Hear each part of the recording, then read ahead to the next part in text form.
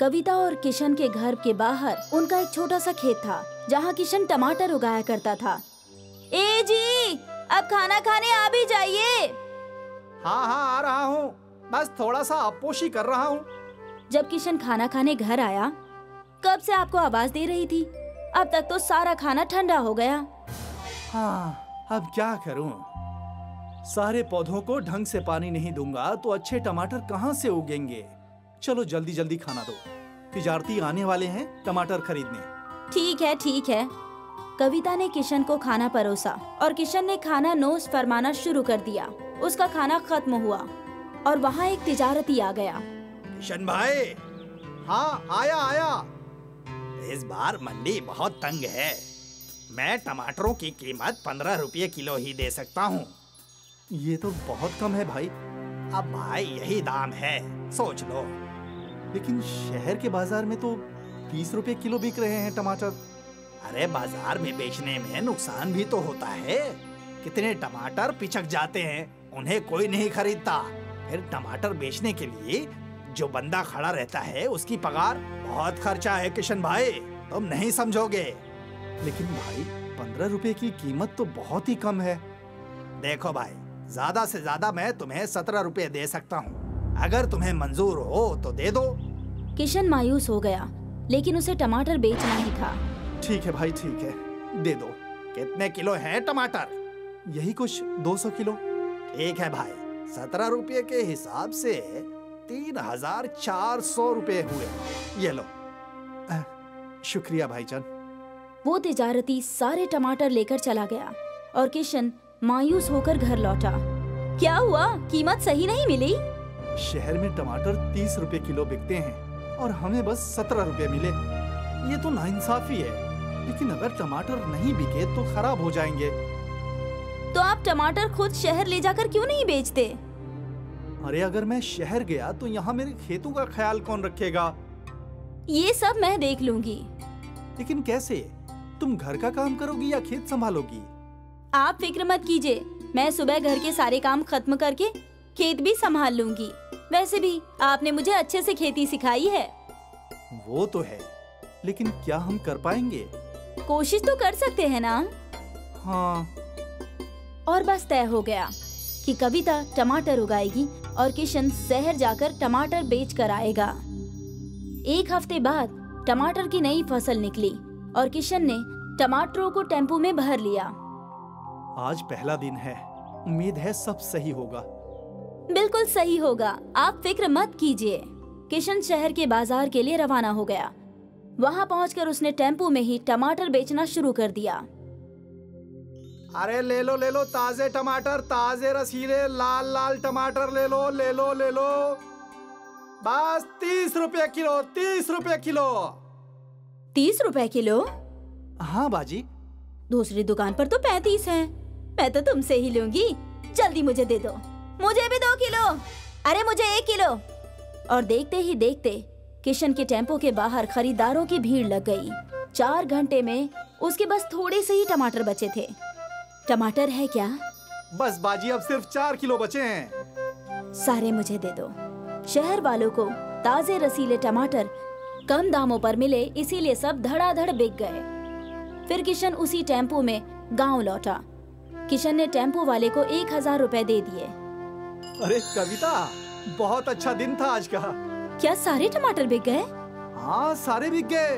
कुल मिलाकर 250 किलो के 7500 रुपए मिले थे। 1000 टेम्पो वाले को दिया तो बचे हैं 6500 रुपए। वाह, आज तो मजा आ गया। ये हुई ना बात। एक चीज मैंने देखी कि शहर की खवातीन टमाटर चुनते वक्त बस लाल लाल टमाटर चुनती हैं। तो हमें कुछ ना कुछ तो करना ही चाहिए ना, टमाटरों को और लाल करने के लिए। YouTube पे ढूंढते हैं, कुछ ना कुछ जरूर मिलेगा।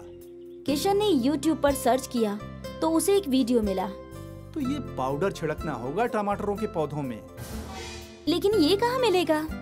शहर में कहीं ना कहीं तो मिलेगा ही। आप कल चले जाइए और ढूंढ कर ले आइए। ठीक है।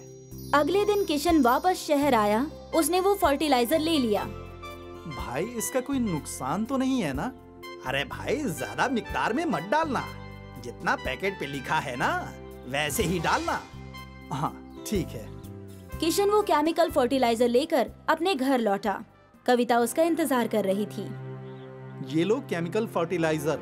दुकानदार ने बोला है जितना मिकदार लिखा है उतना ही डालो, जरा भी ज्यादा नहीं। इस केमिकल फर्टिलाइजर से मोटे मोटे टमाटर उगेंगे। मतलब साइज भी बढ़ेगा? हाँ। अच्छी बात है। अगले दिन किशन ने खुद टमाटर के खेतों में केमिकल फर्टिलाइजर डाला। देखो कविता, हमारे खेतों के लिए बस 2 मुट्ठी केमिकल फर्टिलाइजर काफी है। ठीक है, मैं याद रखूंगी। फर्टिलाइजर डालने के कुछ ही रोज बाद पौधों पर बड़े लाल और रसीले टमाटर उगे हुए थे। ये केमिकल फर्टिलाइजर तो बहुत ही कमाल की चीज है। हाँ देखो कितने बड़े टमाटर हैं इस मर्तबा। तकरीबन 350 किलो टमाटर निकले हैं। बाप रे, हमें तो बहुत मुनाफा होगा ना? हाँ चलो, अब मैं शहर जाता हूँ इन्हें बेचने के लिए। तुम इस फर्टिलाइजर को पानी में मिलाकर छिड़क देना, लेकिन मिकदार याद रखना। जी बिल्कुल। किशन सारे टमाटरों को टेम्पो में भरकर चला गया। यहाँ कविता को खेतों में फर्टिलाइजर छिड़कना था। 2 मुट्ठी से इतने बड़े टमाटर निकले हैं। मैं एक और मुट्ठी मिला देती हूँ और बेहतर फसल होगी। कविता ने 3 मुट्ठी केमिकल फर्टिलाइजर पानी में मिलाकर टमाटरों के पौधों पर छिड़क दिया। अगली फसल पहले के टमाटरों से भी ज्यादा बड़ी थी। वाह वाह, ये नायाब चीज है। फिर क्या था? कविता हमेशा जरूरत से ज्यादा केमिकल फर्टिलाइजर पानी में मिलाकर पौधों पर छिड़का करती थी। हमें कुछ वक्त के लिए फर्टिलाइजर नहीं डालना चाहिए। लेकिन क्यों? क्योंकि ज्यादा केमिकल फर्टिलाइजर से भी पौधों और मिट्टी को नुकसान होता है। इससे भला क्या नुकसान होगा? ये तो बहुत अच्छी चीज लगती है। कविता, जरूरत से ज्यादा कोई भी चीज नुकसानदेह होती है। तुम अगली 2 फसलों में केमिकल फर्टिलाइजर मत डालना। ठीक है, जैसा आप बोले। कविता ने किशन को बोल तो दिया था, लेकिन उसके मन में था कि वो और केमिकल फर्टिलाइजर का इस्तेमाल करे, और इसीलिए किशन के मना करने के बावजूद भी कविता ने पौधों पर केमिकल फर्टिलाइजर छिड़का। अगली फसल में भी हमेशा की तरह बड़े बड़े टमाटर थे, जो देखकर किशन दंग रह गया। ये टमाटर इतने बड़े कैसे? कहीं तुमने केमिकल फर्टिलाइजर छिड़क तो नहीं दिया? नहीं, मैंने तो नहीं छिड़का। हो सकता है पहले के ही केमिकल का असर हो। हाँ, मुमकिन है। कविता किशन को झूठ बोल बोल कर टमाटर के पौधों में केमिकल फर्टिलाइजर छिड़कती रही। कविता के जहन में ज्यादा मुनाफे का लालच था।